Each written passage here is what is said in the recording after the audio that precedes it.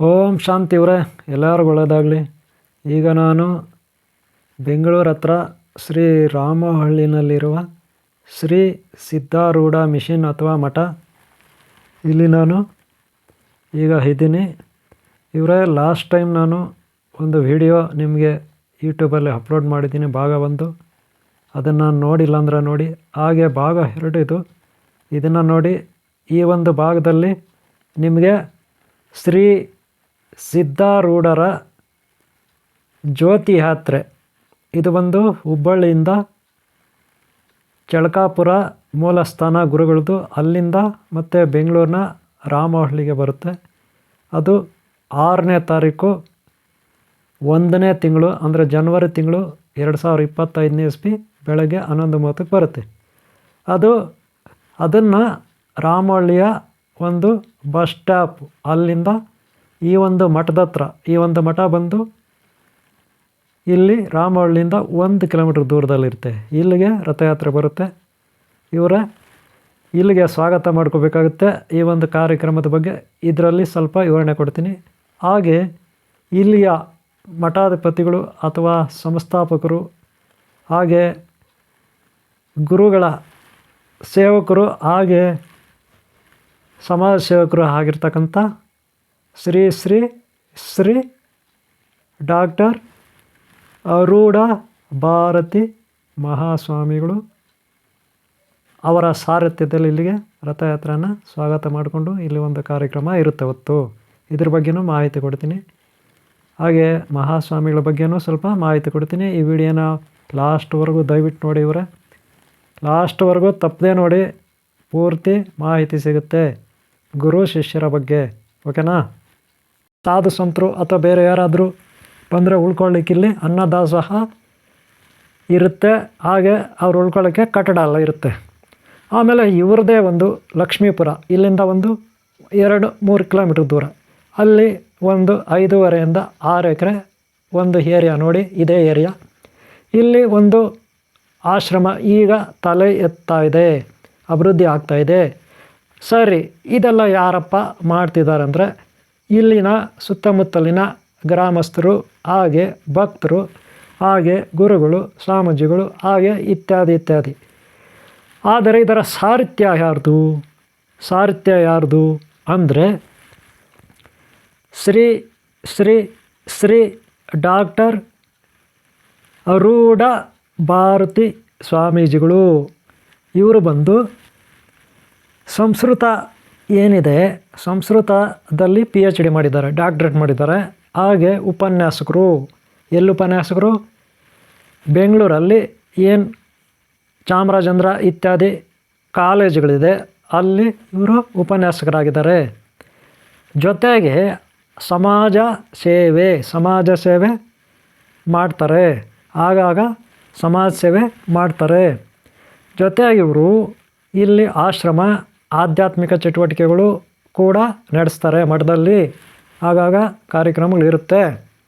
ಇವರು ಏನಪ್ಪ ಅಂದರೆ ವಿಶೇಷ, ನಾನು ಕಂಡಂಗೆ ನಿಜವಾಗ್ಲೂ ಈ ರೀತಿ ಇದುವರೆಗೂ ನಾನು ಯಾರನ್ನೂ ನೋಡಿಲ್ವೇನೋ ಅನ್ನೋ ಥರ. ಅದು ಹೇಳ್ತೀನಿ ನೋಡಿ.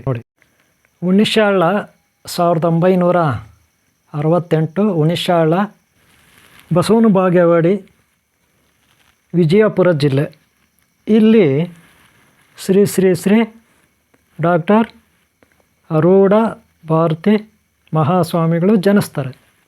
ಇವರ ತಂದೆ ತಾಯಿ ಅಥವಾ ಇವರ ಪೂರ್ವಿಕರು ಬಂದು ಹುಬ್ಬಳ್ಳಿಯ ಶ್ರೀಮಠ ಏನಿದೆ, ಶ್ರೀ ಸದ್ಗುರು ಸಿದ್ಧಾರೂಢ ಮಠ, ಅಲ್ಲಿ ಹಾಗೆ ಇತರ ಮಠಗಳಿಗೆ ಅವರು ಹೋಗಿ ಆಗಾಗ ಬರ್ತಿರ್ತಾರೆ. ಆದರೆ ಶ್ರೀ ಅರೂಢ ಭಾರತಿ ಸ್ವಾಮಿಗಳು ಅವ್ರ ತಂದೆ ತಾಯಿ, ಹಾಗೆ ಅವರ ಏನು ಬಂಧುಗಳಿದ್ದಾರೆ ಅವ್ರ ಜೊತೆ ಅಲ್ಲಿ ಮಠಗಳಿಗೆ ಅವ್ರ ಜೊತೆ ಹೋಗಿ ಅಲ್ಲಿ ನಡೀತಕ್ಕಂಥ ಎಲ್ಲ ಕಾರ್ಯಚಟುವಟಿಕೆಗಳು, ಹಾಗೂ ಸಾಧು ಸಂತರು ಹಾಗೂ ಗುರುಗಳು ಇವರನ್ನೆಲ್ಲ ಅವರು ಗಮನಿಸ್ತಾರೆ. ಅವರೆಲ್ಲ ಯಾವ ರೀತಿ ಕೆಲಸ ಕಾರ್ಯ ಮಾಡ್ತಾರೆ, ಏನೇನು ಭಕ್ತಿ ಭಾವದಿಂದ ನಡ್ಕೊಳ್ತಾರೆ, ಅವರ ಸಂಸ್ಕಾರ ಎಂಥದ್ದು, ಸಂಸ್ಕೃತಿ ಎಂಥದ್ದು, ಇದನ್ನೆಲ್ಲ ಶ್ರೀ ಅರೂಢ ಭಾರತಿ ಸ್ವಾಮಿಗಳು ಆಗ ಬಾಲಕನಾಗಿದ್ದರೂ ಕೂಡ ಗಮನಿಸ್ತಿರ್ತಾರೆ. ಹಾಗೆ ಇವರು ಅಲ್ಲೇ ಹುಬ್ಬಳ್ಳಿಯ ಏನು ಸ್ಕೂಲ್ ಇದೆ ಅವ್ರ ಕಾಲೇಜುಗಳಿದೆ. ಹಾಗೆ ಬೆಂಗಳೂರಲ್ಲಿ ಏನು ಕಾಲೇಜುಗಳಿದೆ, ಈಗ BGS ಇರ್ಬೋದು, ಹಾಗೆ ಸಿದ್ಧಗಂಗಾ ಇರ್ಬೋದು, ಹಾಗೆ ವಿವೇಕಾನಂದ ರಾಮಕೃಷ್ಣ ಪರಮಹಂಸ ಕಾಲೇಜುಗಳು, ಸ್ಕೂಲುಗಳಿರ್ಬೋದು, ಇವುಗಳಲ್ಲೆಲ್ಲ ಇವರು ವಿದ್ಯಾಭ್ಯಾಸನೂ ಮಾಡ್ತಾರೆ. ಹೈಸ್ಕೂಲು ಇರ್ಬೋದು, ಮಿಡ್ಲ್ ಸ್ಕೂಲ್ ಇರ್ಬೋದು, ಕಾಲೇಜ್ ಇರ್ಬೋದು, ಇದೆಲ್ಲ ವಿದ್ಯಾಭ್ಯಾಸ ಮುಗಿಸಿದ ಮೇಲೆ ನಂತರ ಇವರು ಹೆಚ್ಚಾಗಿ ಆಧ್ಯಾತ್ಮಿಕ ಚಟುವಟಿಕೆಗಳಲ್ಲೇ ಕಾಲ ಕಳೀತಾರೆ. ನಂತರ ಸಮಾಜ ಸೇವೆ ಏನಿರುತ್ತೆ, ರಾಷ್ಟ್ರೀಯತೆ, ನಮ್ಮ ದೇಶಕ್ಕಾಗಿ ಏನು ಮಾಡಬೇಕು, ದೇಶ ಪ್ರೇಮ, ದೇಶ ಸೇವೆ ಇತ್ಯಾದಿ ನಾನಾ ರೀತಿಯ ಸಮಾಜ ಚಟುವಟಿಕೆಯ, ಸಮಾಜ ಸೇವೆಯ ಕಾರ್ಯಕ್ರಮಗಳಲ್ಲಿ ಭಾಗಿಯಾಗಿ ಸೇವೆ ಸಲ್ಲಿಸ್ತಾ ಬರ್ತಾರೆ.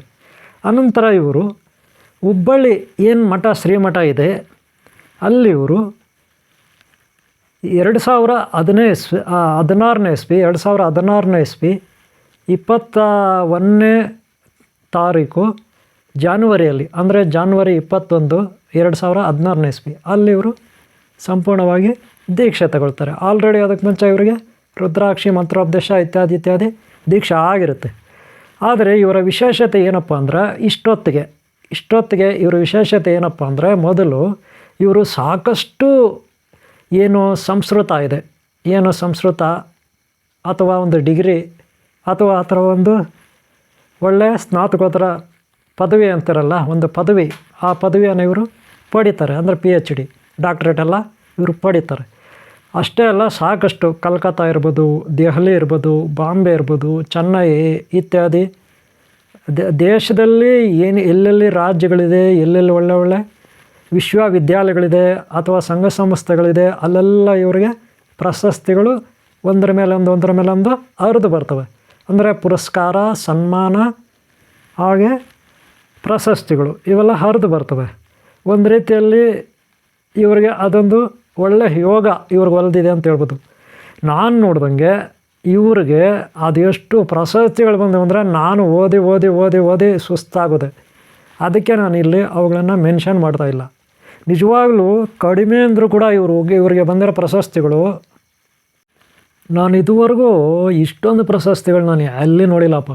ನಾನು ನೋಡಿದ್ದೀನಿ ಗೋಲ್ಡ್ ಮೆಡಲಿಸ್ಟ್ಗಳು, ಸಿಲ್ವರು, ಇನ್ನೊಂದು ಕಂಚಿನ ಪದಕಗಳು ಇತ್ಯಾದಿ ಏನೇನೋ ಬರುತ್ತೆ, ಕ್ಯಾಶು, ಇನ್ನೊಂದು ಏನೇನೋ ಕೊಡ್ತಾರೆ ಕಾಣಿಕೆಗಳು. ಅಮ್ಮಮ್ಮ ಅಂದರೆ ಕೆಲವರಿಗೆ 1 ಬಂದಿರುತ್ತೆ, ಕೆಲವ್ರಿಗೆ 3 ಬಂದಿರುತ್ತೆ, ಕೆಲವ್ರಿಗೆ 5 ಬಂದಿರುತ್ತೆ, ಕೆಲವ್ರಿಗೆ 10 ಬಂದಿರುತ್ತೆ, ಕೆಲವರು 15 ಪ್ರಶಸ್ತಿ ತೊಗೊಂಡಿರೋರು ಇದ್ದಾರೆ, 25 ಇತ್ಯಾದಿ ನೋಡಿದ್ದೀನಿ.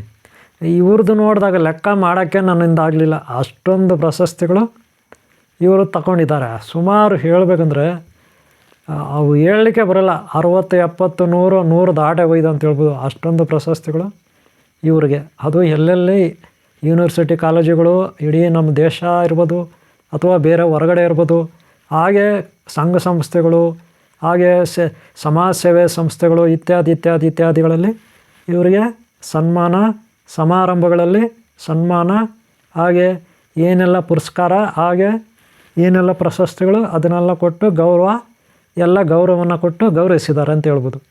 ಅಷ್ಟೊಂದು ಪ್ರಶಸ್ತಿಗಳು ಏನು ಈ ಮಹಾಸ್ವಾಮಿಗಳು ಯಾರಿದ್ದಾರೆ, ರಾಮವಳ್ಳಿ, ಬೆಂಗಳೂರು ಹತ್ರ ರಾಮವಳ್ಳಿ ಶ್ರೀ ಸದ್ಗುರು ಸಿದ್ಧಾರೂಢ ಮಠ ಅಥವಾ ಮಿಷನ್ ಏನಿದೆ, ಹಾಗೆ ಇಲ್ಲಿ ಸ್ಕೂಲು, ಇಂಟರ್ನ್ಯಾಷನಲ್ ಸ್ಕೂಲ್, ಹಾಗೆ ಆಧ್ಯಾತ್ಮಿಕ ವೈಜ್ಞಾನಿಕ ಸಂಶೋಧನಾ ಕೇಂದ್ರ ಏನಿದೆ ರಾಮವಳ್ಳಿನಲ್ಲಿ, ಈ ಒಂದು ಮಠದ ಒಂದು ಮಠಾಧಿಪತಿ, ಹಾಗೆ ಸಂಸ್ಥಾಪಕರು, ಹಾಗೆ ಇಲ್ಲಿ ಒಬ್ಬ ಸದ್ಗುರುವಿನ ಪ್ರೀತಿಯ ಭಕ್ತರಾಗಿ ಸೇವೆ ಸಲ್ಲಿಸ್ತಾ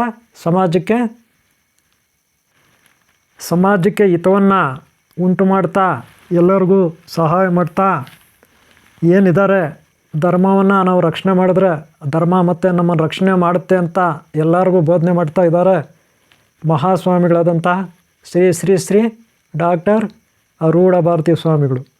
ಇವ್ರ ಬಗ್ಗೆ ನಾವು ನಿಜವಾಗ್ಲೂ ಹೇಳೋಕ್ಕಾಗಲ್ಲ ಅಥವಾ ಬರೆಯೋಕ್ಕಾಗಲ್ಲ. ಯಾಕಂದರೆ ಅಷ್ಟೊಂದು ದೊಡ್ಡ ಒಂದು ಅದ್ಭುತವಾದ ಇವ್ರದ್ದು ಚರಿತ್ರೆ. ಪ್ರತಿದಿನ ಇವರು ಏನು ಬೆಳೆದು ಬಂದಿದ್ದಾರೆ, ಪ್ರತಿ ವರ್ಷ, ಪ್ರತಿ ತಿಂಗಳು, ಪ್ರತಿದಿನ ಇವ್ರ ಚರಿತ್ರೆಯಲ್ಲಿ ಒಂದೊಂದು ವಿಸ್ಮಯಕಾರಿ ಸಾಧನೆಗಳು, ಘಟನೆಗಳು ಇರುತ್ತೆ. ಅದನ್ನೆಲ್ಲ ನಾನು ಇಲ್ಲಿ ಹೇಳಲಿಕ್ಕೆ ತುಂಬ ಕಷ್ಟ ಆಗುತ್ತೆ. ನೀವು ತಿಳ್ಕೊಬೇಕಂದ್ರೆ ಇವ್ರದ್ದು ಸರ್ಚ್ ಮಾಡಿದಾಗ, ಗೂಗಲಲ್ಲಿ ನೀವು ಸರ್ಚ್ ಮಾಡಿದಾಗ ಸಿದ್ಧಾರೂಢ ಆಶ್ರಮ ಏನಿದೆ, ರಾಮವಳ್ಳಿ ಸಿದ್ಧಾರೂಢ ಬ್ರಾಂಚು ಅಥವಾ ಮಿಷನ್ ಏನಿದೆ ಇದ್ರ ಬಗ್ಗೆ ಸರ್ಚ್ ಮಾಡಿದಾಗ ಇವ್ರ ಬಗ್ಗೆ ನಮಗೆ ಗೊತ್ತಾಗುತ್ತೆ. ಇನ್ನು ಇವರು ಇಲ್ಲಿ ಈಗೇನಪ್ಪ ಅಂದರೆ ಈಗ ನೋಡಿ 6ನೇ ತಾರೀಕು ಜನವರಿ 2025ನೇ ಇಸ್ವಿ ಬೆಳಗ್ಗೆ 11:30 ನಂತರ ಈಗ ಹುಬ್ಬಳ್ಳಿಯಲ್ಲಿರ್ತಕ್ಕಂಥ ಮುಖ್ಯವಾದ ಶಾಖೆ ಅಥವಾ ಮಠ ಸಂಸ್ಥಾನ ಏನಿದೆ ಅವರು ಅಲ್ಲಿ ಏನು ಚಳಕಾಪುರ ಇದೆ, ಮೂಲಸ್ಥಾನ ಗುರುಗಳ ಸಿದ್ಧಾರೂಢ ಗುರುಗಳ ಚಳಕಾಪುರ ಇದೆ, ಅಲ್ಲಿಂದ ಒಂದು ಜ್ಯೋತಿ ಯಾತ್ರೆ. ಜ್ಯೋತಿ ಯಾತ್ರೆ ಅಂದರೆ ಏನಪ್ಪ ಅಂದರೆ ಶ್ರೀ ಸಿದ್ಧಾರೂಢ ಗುರುಗಳ ಮಹಾಸ್ವಾಮಿಗಳ 190ನೇ ಜಯಂತಿ. ಎಷ್ಟು? 190ನೇ ಜಯಂತಿ ಪ್ರಯುಕ್ತ ಹಾಗೆ ಶ್ರೀ ಗುರುನಾಥಾರೂಢ ಸ್ವಾಮಿಗಳ 115ನೇ ಜಯಂತಿ ಪ್ರಯುಕ್ತ ಈ ಒಂದು ರಥಯಾತ್ರೆ ಅಂದರೆ ಮಹಾಜ್ಯೋತಿ ರಥಯಾತ್ರೆ ಇದೆಲ್ಲಿಂದ ಬರುತ್ತೆ? ಹುಬ್ಬಳ್ಳಿ ಮಹಾಸಂಸ್ಥಾನ. ಅದು ಮುಖ್ಯವಾದ ಒಂದು ಹೆಡ್ ಕ್ವಾರ್ಟರ್ ಥರ, ಅಂದರೆ ಹೆಡ್ ಕ್ವಾರ್ಟರ್ ಥರ ಇರುತ್ತೆ. ಅವರ ವತಿಯಿಂದ ಅಲ್ಲಿನ ಏನು ಆಡಳಿತ ವರ್ಗ ಅಥವಾ ಮೇಂಟೈನ್ ಮಾಡ್ತಕ್ಕಂಥವ್ರು ಇರ್ತಾರೆ, ಆ ಒಂದು ಸಂಸ್ಥಾನ ಅದೊಂದು ಮಹಾಸಂಸ್ಥಾನ. ಆ ಒಂದು ಮಹಾಸಂಸ್ಥಾನ ಸಿದ್ಧಾರೂಢದ್ದು ಅವರು ಚಳಕಾಪುರದಿಂದ ಅದು ಸಿದ್ಧಾರೂಢರ ಮೂಲಸ್ಥಾನ. ಅಲ್ಲಿಂದ ಈ ಒಂದು ರಥಯಾತ್ರೆ ಎಲ್ಲಿಗೆ ಬರುತ್ತೆ? ಮಹಾಜ್ಯೋತಿ ರಥಯಾತ್ರೆ ನೇರವಾಗಿ ಬೇರೆ ಕಡೆ ಅಲ್ಲೆಲ್ಲ ಇನ್ನೂ ಸಾಕಷ್ಟು ಮಠಗಳ ಹಾಗೆ ನಗರಗಳನ್ನು ನೋಡಿಕೊಂಡು ಅಲ್ಲಿ ದರ್ಶನ ಕೊಟ್ಕೊಂಡು ಹಳ್ಳಿ ಕೊಟ್ಕೊಂಡು ದರ್ಶನವನ್ನು ಅನಂತರ ಬೆಂಗಳೂರಿಗೆ ಬರುತ್ತೆ. ಯಾವಾಗ ಬರುತ್ತೆ? ಬೆಂಗಳೂರಿನ ರಾಮಹಳ್ಳಿಗೆ ಜಾನ್ವರಿ 6ನೇ ತಾರೀಕು 2025ನೇ ಇಸ್ವಿ ಬೆಳಗ್ಗೆ 11:30 ತರುವಾಯ. ಈ ಸಮಯದಲ್ಲಿ ಸುತ್ತಮುತ್ತಲಿನ ಭಕ್ತಾದಿಗಳು ಹಾಗೆ ಸಾಧು ಸಂತರು ಹಾಗೆ ಗುರುಗಳು ಹಾಗೆ ರಾಜಕೀಯ ವ್ಯಕ್ತಿಗಳು ಹಾಗೆ ಮಠಾಧಿಪತಿಗಳು ಹಾಗೆ ಇನ್ನಿತರರು ಎಲ್ಲರೂ ಇಲ್ಲಿ ಸ್ವಾಗತ ಮಾಡ್ಕೋಬೇಕು. ಏನನ್ನು ಸ್ವಾಗತ ಮಾಡ್ಕೋಬೇಕು? ಮಹಾಜ್ಯೋತಿ. ಯಾವ ಮಹಾಜ್ಯೋತಿ? ಶ್ರೀ ಸದ್ಗುರು ಸಿದ್ಧಾರೂಢರ ಒಂದು ರಥಯಾತ್ರೆಯ ಮಹಾಜ್ಯೋತಿ. ಗೊತ್ತಾಯ್ತಲ್ಲ? ಇದು ಅವತ್ತು ಎಲ್ಲರೂ ಸ್ವಾಗತ ಮಾಡ್ಕೋಬೇಕು. ಈ ಕಾರ್ಯಕ್ರಮ ಯಾವ ರೀತಿ ಇರುತ್ತಪ್ಪ ಅಂದರೆ ಬೆಳಗ್ಗೆ 11:30 ನಂತರ ಇಲ್ಲಿ ರಥಯಾತ್ರೆಯನ್ನು ಸ್ವಾಗತ ಮಾಡಿಕೊಂಡು ಅಲ್ಲಿಂದ ಮುಂದೆ 1 ಕಿಲೋಮೀಟ್ರ್ ಅಂತರದಲ್ಲಿ ಶ್ರೀ ಸದ್ಗುರು ಸಿದ್ಧಾರೂಢರ ಮಿಷನ್ ಅಥವಾ ಮಠ ಇರುತ್ತೆ. ರಾಮಹಳ್ಳಿನ ಪಕ್ಕದಲ್ಲಿ 1 ಕಿಲೋಮೀಟ್ರ್ ದೂರದಲ್ಲಿ ಅಲ್ಲಿಗೆ ರಥಯಾತ್ರೆ ಸಾಗುತ್ತೆ. ಅಲ್ಲಿ 12 ಗಂಟೆ ಆಗುತ್ತೆ. 12 ಗಂಟೆಗೆ ಅನಂತರ ಅಲ್ಲಿ ಒಂದು ಪ್ರೋಗ್ರಾಮ್ ಇರುತ್ತೆ. ಅಂದರೆ ಅಲ್ಲಿ ಸೇರ್ತಕ್ಕಂಥ ಎಲ್ಲರೂ ಸಾಧು ಸಂತರು ಒಂದು ಸತ್ಸಂಗ ಒಂದು ಪ್ರೋಗ್ರಾಮ್ ಇರುತ್ತೆ. ಅದು ಸುಮಾರು ಮಧ್ಯಾಹ್ನ 2 ಗಂಟೆ 2:30 3 ಗಂಟೆ ಮುಗಿಯುತ್ತೆ. ಅಷ್ಟೊತ್ತಿಗೆ ಪ್ರಸಾದ ವಿನಿಯೋಗ ಆಗಿರುತ್ತೆ. ಅನಂತರ ಬ್ರೇಕಿಂಗ್ ಇರುತ್ತೆ, ವಿಶ್ರಾಂತಿ ಇರುತ್ತೆ. ಆಮೇಲೆ ಎಲ್ಲರೂ ವಿಶ್ರಾಂತಿ ಮಾಡಿಕೊಂಡು 4:15 ಅಥವಾ 5:05 5 ಗಂಟೆಗೆ ಮತ್ತೆ ಈ ರಥಯಾತ್ರೆ ಅಲ್ಲೇ ಪಕ್ಕದಲ್ಲಿ 2 ಕಿಲೋಮೀಟ್ರ್ ದೂರದಲ್ಲಿ ಅಥವಾ 3 ಕಿಲೋಮೀಟ್ರ್ ದೂರದಲ್ಲಿರ್ತಕ್ಕಂಥ ಲಕ್ಷ್ಮೀಪುರ ಅಲ್ಲಿ ಇದೇ ಮಿಷನ್ ಶ್ರೀ ಸಿದ್ಧಾರೂಢ ಆಶ್ರಮ ಅಥವಾ ಮಠ ಅಥವಾ ಮಿಷನ್ ಅಥವಾ ವೈಜ್ಞಾನಿಕ ಹಾಗೂ ಆಧ್ಯಾತ್ಮಿಕ ಅಧ್ಯಯನ ಸಂಶೋಧನಾ ಕೇಂದ್ರ ಅಥವಾ ಇಂಟರ್ನ್ಯಾಷನಲ್ ಸ್ಕೂಲ್ ಏನು ಈ ಸಂಸ್ಥೆ ಇದೆ ಸಿದ್ಧಾರೂಢದ್ದು, ಈ ಸಂಸ್ಥೆಗೆ ಸೇರಿದಂಥ ಇನ್ನೊಂದು ಸ್ಥಳ ಅಲ್ಲಿರುತ್ತೆ. ಅಲ್ಲಿ ಒಂದು ಹೊಸದಾಗಿ ಸಿದ್ಧಾರೂಢರ ಒಂದು ಮಂದಿರ ತಲೆ ಎತ್ತಿರುತ್ತೆ. ನೂತನವಾಗಿ ತಲೆ ಎತ್ತಿರುತ್ತೆ. ಆಲ್ರೆಡಿ ರೆಡಿ ಇದೆ. ನಾನು ಹಿಂದಿನ ವಿಡಿಯೋ ಶೇರ್ ಮಾಡಿದ್ದೀನಿ ಯೂಟ್ಯೂಬಲ್ಲಿ, ಅದರಲ್ಲಿ ನೋಡ್ಬೋದು. ಓಕೆ, ಅಲ್ಲಿ ಈ ಒಂದು ರಥ ಸಾಗುತ್ತೆ. ನಂತರ ಅಲ್ಲಿಂದ ಅಲ್ಲಿ ಎಲ್ಲ ಒಂದು ಪೂಜಾ ಕಾರ್ಯ ಎಲ್ಲ ಮುಗಿದು ನಂತರ ವಾಪಸ್ಸು ಇಲ್ಲಿಗೆ ಬರುತ್ತೆ, ರಾಮಹಳ್ಳಿಗೆ ಬರುತ್ತೆ. ಗೊತ್ತಾಯ್ತಲ್ಲ? ಇಲ್ಲಿಗೆ ಈ ಒಂದು ರಥಯಾತ್ರೆ ಕಾರ್ಯಕ್ರಮ ಸದ್ಯಕ್ಕೆ 6ನೇ ತಾರೀಕು ಇಲ್ಲಿಗೆ ವಿಶ್ರಾಂತಿ ಪಡೆಯುತ್ತೆ. ಮತ್ತು 6ನೇ ದಿನ 7ನೇ ತಾರೀಕು ಬೆಳಗ್ಗೆ ಈ ರಥಯಾತ್ರೆ ಬೆಳಗ್ಗೆ 8:00 ತಿಂಡಿ ಆದಮೇಲೆ ಭಕ್ತರ ಸಹಯೋಗದೊಂದಿಗೆ ಎಲ್ಲರ ಸಹಕಾರದೊಂದಿಗೆ ಇದು ಎಲ್ಲಿ ಹೋಗುತ್ತೆ? ಬೆಂಗಳೂರಿನ ಇತರೆ ಮಠಗಳು ಏನಿದೆ ಅಥವಾ ಸಂಘ ಸಂಸ್ಥೆಗಳು, ಹಾಗೆ ಮುಖ್ಯವಾದ ಒಂದು ಸಿಟಿಯ, ಬೆಂಗಳೂರು ಸಿಟಿಯ ಮುಖ್ಯವಾದ ಭಾಗಗಳೇನಿದೆ ಅಲ್ಲಲ್ಲಿ ಸಂಘ ಸಂಸ್ಥೆಗಳು ಹಾಗೆ ಮಠಗಳು ಎಲ್ಲ ಇರುತ್ತೆ. ಇದು BGS ಇರ್ಬೋದು, ಸಿದ್ಧಗಂಗಾ ಇರ್ಬೋದು, ವಿವೇಕಾನಂದ ರಾಮಕೃಷ್ಣಾಶ್ರಮ ಇರ್ಬೋದು, ಹಾಗೆ ಸಿದ್ಧಾರೂಢ ಮಠಗಳಿರ್ಬೋದು. ಇದೊಂದು ದೊಡ್ಡದಾದ ಲಿಸ್ಟೇ ಇರುತ್ತೆ. ಆ ಲಿಸ್ಟನ್ನು ನೀವು ಇಲ್ಲಿ ನಾನು ಪತ್ರಿಕೆ ಹಾಕ್ತೀನಿ. ಈ ಪತ್ರಿಕೆಯಲ್ಲಿ ಎಲ್ಲ ಲಿಸ್ಟನ್ನು ನೀವು ಓದ್ಕೋಬೋದು. ಆನಂತರ ಒಂದು 4 ದಿನ ಇರಬಹುದು. ಅನಂತರ ಈ ಒಂದು ರಥಯಾತ್ರೆ ಮುಂದೆ ಬೆಂಗಳೂರಿಂದ ಬೇರೆ ಕಡೆ ಸಾಗುತ್ತೆ. ಇದು ಈ ಒಂದು ರಥಯಾತ್ರೆಯ ಕಾರ್ಯಕ್ರಮ. ಈ ಕಾರ್ಯಕ್ರಮದಲ್ಲಿ ಭಕ್ತಾದಿಗಳು, ದೈವಿ ಭಕ್ತರು, ಗುರು ಭಕ್ತರು, ಆಧ್ಯಾತ್ಮಿಕ ಚಿಂತಕರು, ಅಧ್ಯಯನಕಾರರು, ಸಂಶೋಧಕರು, ಸೇವಕರು, ಸಮಾಜ ಸೇವಕರು ಎಲ್ಲರೂ ಭಾಗಿಯಾಗಿ ಈ ಒಂದು ಬೆಂಗಳೂರಿನ ರಾಮೋಹಳ್ಳಿಯಲ್ಲಿರ್ತಕ್ಕಂಥ ಶ್ರೀ ಸಿದ್ಧಾರೂಢ ಮಿಷನ್ ಅಥವಾ ಮಠ ಅಥವಾ ಒಂದು ಇಂಟರ್ನ್ಯಾಷನಲ್ ಸ್ಕೂಲ್ ಅಥವಾ ಆಧ್ಯಾತ್ಮಿಕ ವೈಜ್ಞಾನಿಕ ಸಂಶೋಧನಾ ಕೇಂದ್ರ, ಈ ಒಟ್ಟಾರೆ ಇಲ್ಲಿನ ಸಮಾಜ ಸೇವೆ ಮಾಡ್ತಕ್ಕಂಥ ಒಂದು ಮಂದಿರ. ಈ ಒಂದು ಮಂದಿರದ ಅಥವಾ ಮಠದ ಅಥವಾ ಮಿಷನ್ನ ಸಂಸ್ಥಾಪಕರು, ಅಧ್ಯಕ್ಷರು, ಮಠಾಧಿಪತಿಗಳಾದಂಥ ಶ್ರೀ ಶ್ರೀ ಶ್ರೀ ಡಾಕ್ಟರ್ ಅರೂಢ ಭಾರತಿ ಸ್ವಾಮಿಗಳ ನೇತೃತ್ವ ಅಥವಾ ಸಾರಥಿಯಲ್ಲಿ ಇಲ್ಲಿಗೆ ಪರಿಪೂರ್ಣ ಆಗುತ್ತೆ. ಇದರಿಂದ ಎಲ್ಲರೂ ಒಳ್ಳೆಯದಾಗುತ್ತೆ ಅನ್ನೋದು ನನ್ನ ಅಭಿಪ್ರಾಯ. ಎಲ್ಲರೂ ತಪ್ಪದೆ ಭಾಗಿಯಾಗಬೇಕು. ಕೈಲಾದ ಮಟ್ಟಿಗೆ ದಕ್ಷಿಣೆ ಅಥವಾ ದಾನ, ಧರ್ಮ, ಸೇವೆ ಇತ್ಯಾದಿ ನಾನಾ ವಿಧದಲ್ಲಿ ಈ ಒಂದು ಮಠಕ್ಕೆ ಮಾಡ್ಬೋದು. ಮಾಡಿ ಪುಣ್ಯ ಕಟ್ಕೊಂಡ್ರೆ ಮುಂದೆ ಒಂದು ಒಳ್ಳೆಯ ಪುಣ್ಯಲೋಕ ಲಭಿಸುತ್ತೆ. ತಮ್ಮ ಮಕ್ಕಳು ವಂಶ ಪಾರಂಪರೆಗೆ ಒಳ್ಳೆಯದಾಗುತ್ತೆ ಅನ್ನೋದು ನನ್ನ ಅಭಿಪ್ರಾಯ. ಒಟ್ಟಾರೆ ನಿಮ್ಮೆಲ್ಲರಿಗೂ ಇಲ್ಲಿನ ಒಂದು ಕಾರ್ಯಕ್ರಮದಲ್ಲಿ ಒಳ್ಳೆಯ ಪುಣ್ಯ ಫಲ ಸಿಗಲಿ ಅಂತ ನಾನು ಬಯಸ್ತೀನಿ. ಇದರ ಎಲ್ಲ ಸಾಹಿತ್ಯದ ಭಾರ ಯಾರ್ದು? ಶ್ರೀ ಶ್ರೀ ಶ್ರೀ ಡಾಕ್ಟರ್ ಅರೂಢ ಭಾರತಿ ಸ್ವಾಮಿಗಳದ್ದು. ಇವರ ಒಂದು ಸಹಯೋಗದಿಂದ ಇಷ್ಟೆಲ್ಲ ಒಂದು ಒಳ್ಳೆಯ ಕಾರ್ಯ, ಸಮಾಜ ಸೇವೆ ಕಾರ್ಯ, ಆಧ್ಯಾತ್ಮಿಕ ಚಿಂತನಾ ಕಾರ್ಯ, ಇಲ್ಲಿ ಒಂದು ಸುಯೋಗ, ಯೋಗ, ತಪಶಕ್ತಿ, ಯೋಗಶಕ್ತಿ ಎಲ್ಲರಿಗೂ ಲಭಿಸುತ್ತೆ. ದಯವಿಟ್ಟು ಇದನ್ನು ಪಡ್ಕೋಬೇಕು ಅಂತ ನಾನು ಬಯಸ್ತೀನಿ. ಹಾಗೆ ನಿಮ್ಮೆಲ್ಲರಿಗೂ ಒಂದು ನಿರ್ದೇಶನವನ್ನು ನೀಡ್ತಾಯಿದ್ದೀನಿ, ಹಾಗೆ ಸಲಹೆಯನ್ನು ಕೊಡ್ತಾಯಿದ್ದೀನಿ. ಎಲ್ಲರಿಗೂ ಒಳ್ಳೆಯದಾಗಲಿ. ನಿಮ್ಮ ಧರ್ಮ ನಿಮ್ಮನ್ನು ರಕ್ಷಿಸುತ್ತೆ. ನೀವು ಧರ್ಮವಂತರಾದರೆ ಮಾತ್ರ. ನ್ಯಾಯ, ನೀತಿ, ಸತ್ಯ, ಧರ್ಮ ಇವೆಲ್ಲವೂ ನಿಮ್ಮಲ್ಲಿರಬೇಕು. ಅದಕ್ಕೆ ಗುರುಗಳ ಅನುಗ್ರಹ, ಆಶೀರ್ವಾದ ಬೇಕು. ಅದಕ್ಕೆ ಮಠ, ಮಂದಿರ ಏನಿದೆ, ಹಿಂದೂ ಧರ್ಮ ಅಥವಾ ಸಂಸ್ಕಾರ, ಸಂಸ್ಕೃತಿ ಇವುಗಳಿಗೆ ತಲೆ ಬಗ್ಗಬೇಕು. ಅದಕ್ಕೆ ನಿಮ್ಮ ಕೈಲಾದ ಮಟ್ಟಕ್ಕೆ ಏನಿದೆ ಅದನ್ನು ಇಲ್ಲಿ ಮಾಡಬೇಕು ಅಂತ ನಾನು ಬಯಸ್ತೀನಿ. ನಿಮ್ಮೆಲ್ಲರಿಗೂ ಈ ಕಾರ್ಯದಲ್ಲಿ ಒಳ್ಳೆಯದಾಗಲಿ ಅಂತ ನಾನು ಆಶಿಸ್ತೀನಿ. ಓಕೆ ಅವರೇ, ನಿಮಗೆಲ್ಲರಿಗೂ ಒಳ್ಳೆಯದಾಗಲಿ. ಹಾಗೆ ಮುಂದಿನ ಭಾಗನ ನೋಡಿ. ಈ ಭಾಗನ ಇಲ್ಲಿಗೆ ಸಮಾಪ್ತಿ ಮಾಡ್ತಾಯಿದ್ದೀನಿ. ಎಲ್ಲರಿಗೂ ಒಳ್ಳೆಯದಾಗಲಿ. ಓಂ ಶಾಂತಿ, ಓಂ ಶಾಂತಿ, ಓಂ ಶಾಂತಿ ಅವರೇ.